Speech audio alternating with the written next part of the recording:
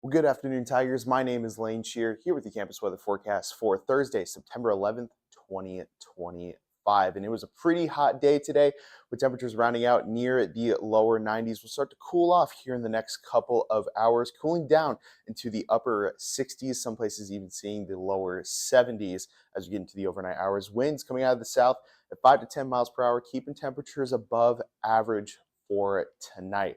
And speaking of above average, if we look to see how temperatures were just 24 hours ago, a noticeable difference here in Colombia, about a 5-degree difference and warmer temperatures for today as opposed to yesterday. Temperatures will continue to warm going into tomorrow. It'll be a pretty mild start as you start your classes around 8 a.m. in the lower 70s. For us, it'll warm throughout the rest of the day going into the afternoon. Temperatures peaking by around the lower 90s as you're starting to head home from your classes for the last day of this week.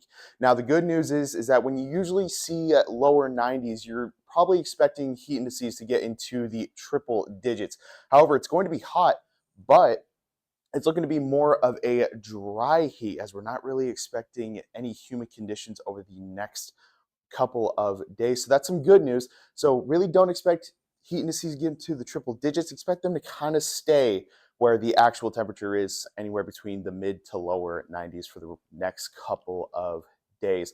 As we look ahead to about a week from now to even 2 weeks, we are expecting temperatures to stay above average. Average for around the season is anywhere in between the lower 80s. So expect temperatures for us here in mid-Missouri to say anywhere between the mid 80s to even the upper 80s, possibly even into the lower 90s as we get into mid-September. Now, as we look ahead for the rest of the week and going into the weekend, possibly even next week, things not really going to change between tomorrow and Saturday for game day against Louisiana.